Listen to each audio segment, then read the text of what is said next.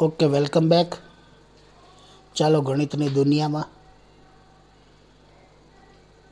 આદિ એનો અંત, નામ એનું મૃત્યુ, જેની શરૂઆત હોય એનો અંત પણ હોય, મધ્યકના અંત તરફ આગળ વધી છે. 14.1નો 8મો દાખલો, જેને નંબર આપ્યો છે 16. આજે આપણે કરશું 16 થી 20 દાખલા,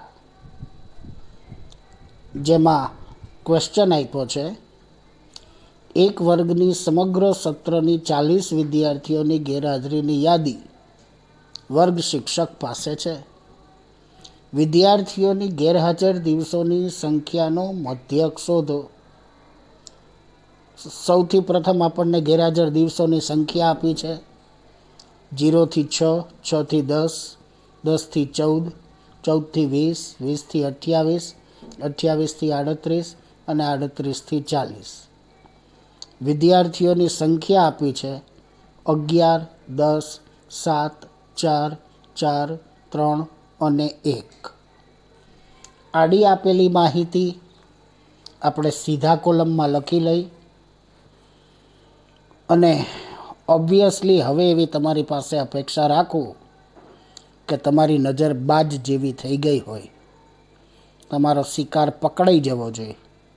આ રકમ જોઈને આઈડિયા આવી જવો જોઈએ કે વર્ગ લંબાઈ સરખી નથી. પહેલાં 6 વધે છે, પછી 4, પછી 4, પાછી 6, પછી 8, પછી 10. ઇટ મીન્સ વિચલનની રીત તો નહીં જ વાપરી શકાય, કેમ કે એમાં સૂત્રમાં જ h જોઈ. વર્ગ લંબાઈ સરખી હોય તો જ એ સૂત્ર વપરાય. તો ચાલો મધ્ય કિંમત તો મેળવવી જ રહી. તો એ કઈ રીતે મળશે? 0 + 6 6 ભાગ્યા 2 3, 6 + 10 16 ભાગ્યા 2 8, 10 + 14 24 ભાગ્યા 2 12,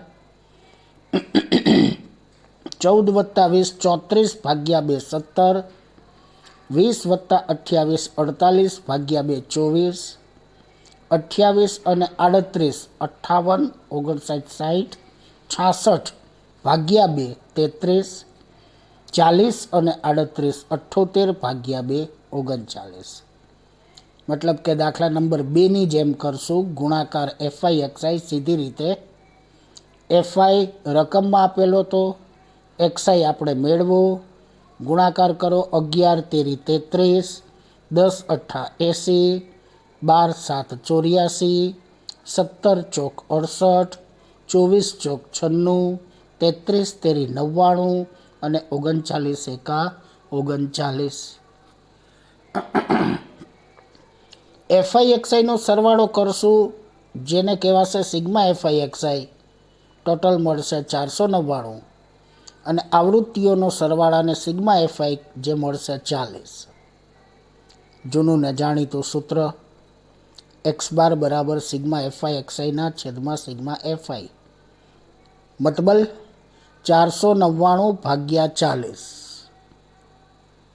ભાગાકાર કરતા 12.475 પોઈન્ટ પછીનો ત્રીજો આંકડો 5 કે 5થી વધારે હોય તો એની આગળની સંખ્યામાં 1 ઉમેરાય, એટલે લગભગની નિશાની કરી અને 12.48 જવાબ આવશે. રેડી? છેલ્લો દાખલો મધ્યકનો, જ્યાં સમાપન થશે સ્વાધ્યાય 14.1નો અને નવી પદ્ધતિની શરૂઆત કરશું. તો છેલ્લા દાખલામાં તમને આપ્યું છે કે નીચેનું કોષ્ટક 35 શહેરોમાં સાક્ષરતા દર આપે છે. સાક્ષરતા દરનો મધ્યક શોધો. જે આપ્યું છે 45 થી 55, 55 થી 65, 65 થી 75, 75 થી 85, 85 થી 95 અને શહેરની સંખ્યા આપી છે 3, 10, 11, 8, 3. આડી આપેલી વસ્તુ સીધી લખી લેશું, સીધી લખી અને સાદુરૂપ આપશું. આમાં મધ્ય કિંમત સરખી છે, 10 10 10નો ગાળો છે. તો આપણું ફેવરિટ સૂત્ર વિચલનનું 45 + 55 કરશું એટલે 100 પૂરા, મતલબ કે 50. 100 / 2 કરતાં 50. 10 10ની વર્ગ લંબાઈ છે, h તરીકે અહીંયા 10 લખશું અને 10 10 ઉમેરતા જાઓ 60 70 80 90. આવૃત્તિઓનો સરવાળો મળશે 35. ચાલો તો 70 ધારી લેશું.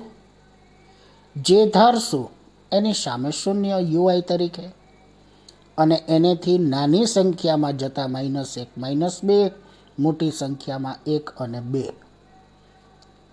આવી રીતે જ મૂકી દેવાનું. છેલ્લા દાખલે પણ સેમ જ વસ્તુ FIનો ગુણાકાર UI સાથે કરતા 3 × 2 6 જે માઇનસ આવશે, 10 × 1 10 જે માઇનસ આવશે. બંને માઇનસનો ટોટલ -16 થશે. 11 0 0 8 1 8 3 2 6 જેનો ટોટલ આવશે 14. 16માંથી 14નો ડિફરન્સ લેતા સિગ્મા FI UI મળશે આપણને -2.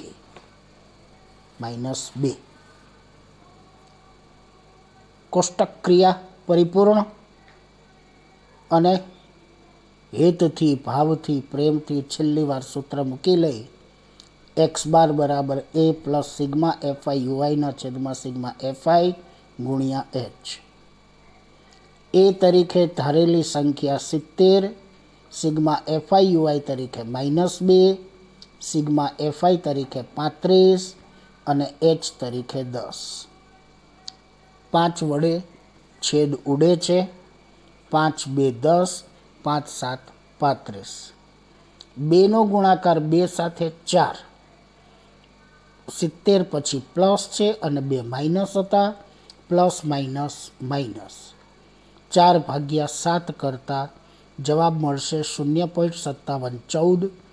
70માંથી 57 14 બાદ કરતા 0.5714 બાદ કરતા 69.4285, એટલે કે પોઈન્ટ પછીનો ત્રીજો આંકડો 5 કે 5થી વધારે હોય તો આગળમાં 1 ઉમેરતા 69.43%, જેને આપણે લગભગ, અંદાજે, આશરે એવી રીતે દર્શાવશું એપ્રોક્સિમેટલીની સાઇન તરીકે. માત્ર 17 દાખલા આપ્યા છે. 17 દાખલાનો કચ્ચર ઘાણ બોલાવી મધ્યક વ્યવસ્થિત કરી લેવું. હવે આનાથી પણ સરળ પદ્ધતિ ચાલુ થાય છે, જે છે બહુલક. આપણે જે આ ભણી રહ્યા છીએ એના કુલ 3 માપ છે: મધ્યક, મધ્યસ્થ અને બહુલક. જેમાં મધ્યક પરિપૂર્ણ કર્યું. હવે આવે છે બહુલક, જેના માટે થઈને સૌથી પહેલાં એક નાનકડું રમકડું આપ્યું છે. ઉદાહરણ 4 તરીકે. આને દાખલો ન કહેવાય, દાખલું D કહેવાય. પેજ નંબર 238 ઉપર ઉદાહરણ 4 કે એક બોલર દ્વારા 10 ક્રિકેટ મેચમાં નીચેની પ્રમાણે વિકેટો લેવામાં આવી છે. એકવાર 2 વિકેટ લીધી, 6 4 5 0 2 1 3 2 અને 3. આ માહિતીનો બહુલક શોધો. સીધી સાદી સિમ્પલ સાદી શ્રેણી આપી, આવૃત્તિ આપી જ નહીં.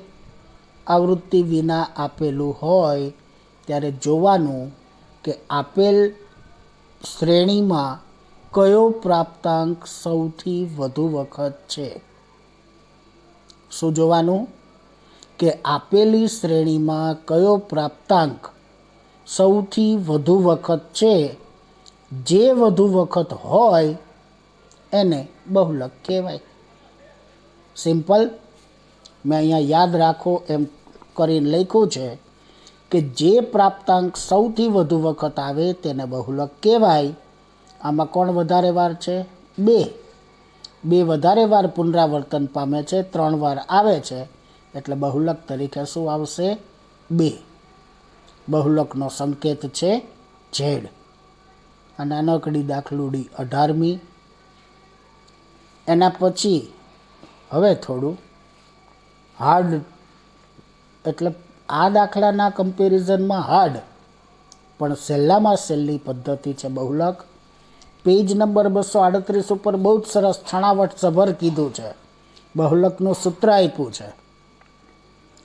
એ સૂત્ર છે L plus F1 minus F0 છેદમાં 2F1 minus F0 minus F2 ગુણ્યા H.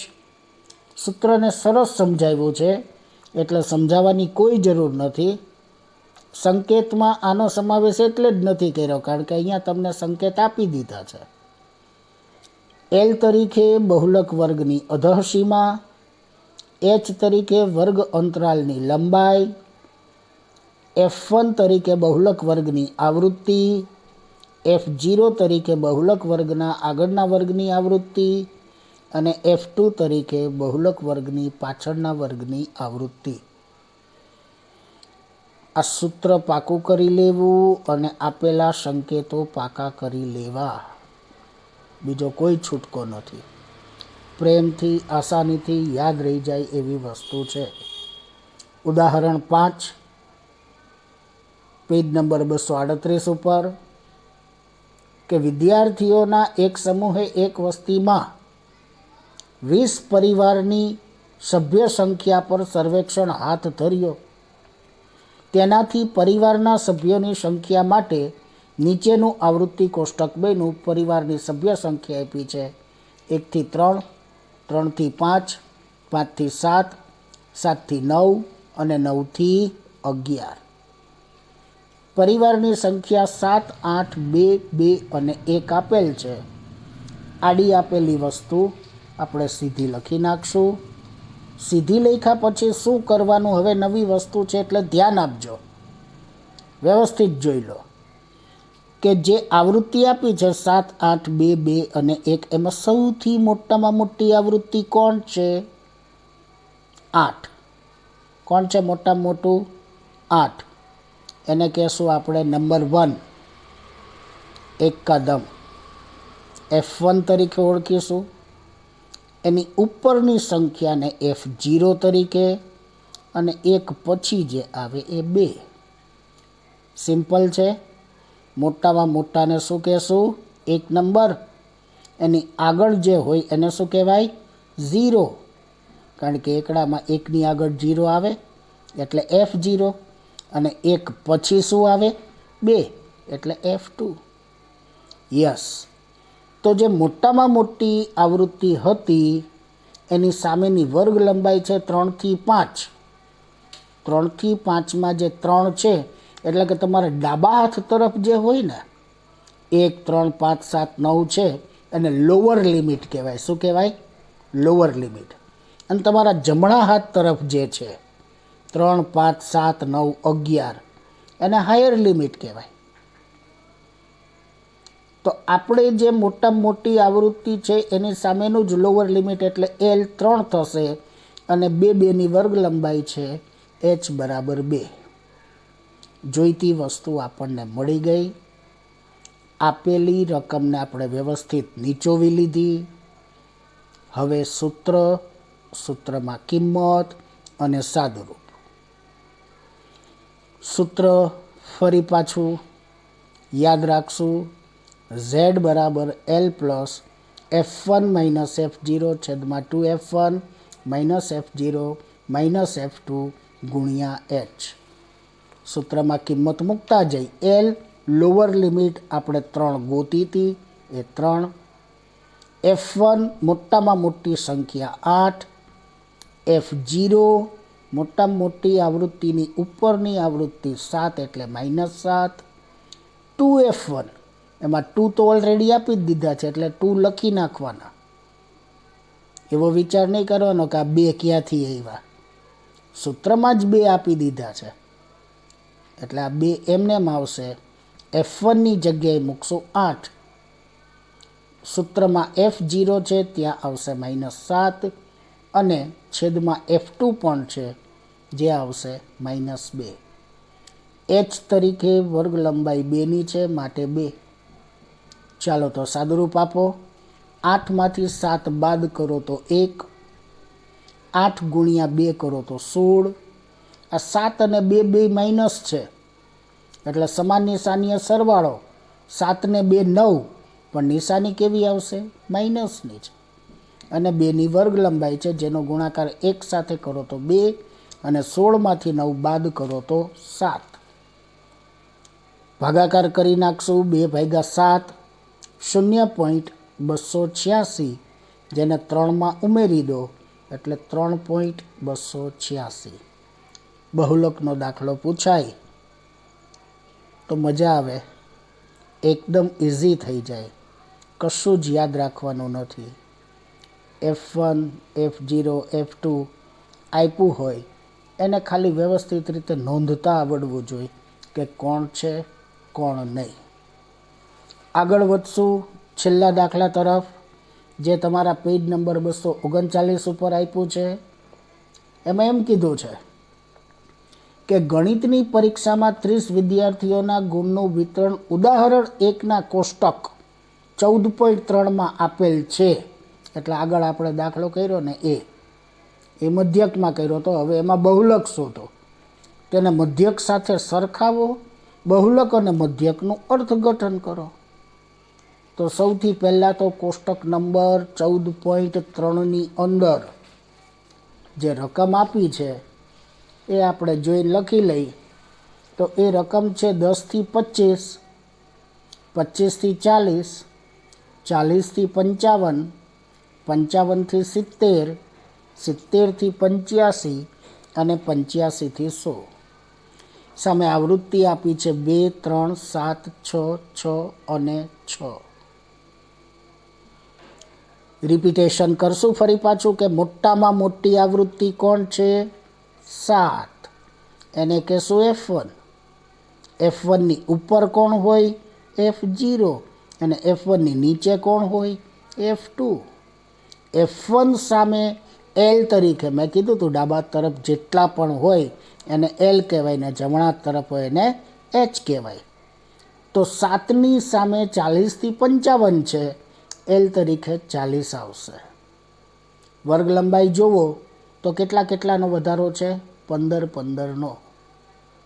સૂત્ર વ્યવસ્થિત યાદ રહી ગયું હશે, મૂકી દો, ટપકાવી લો.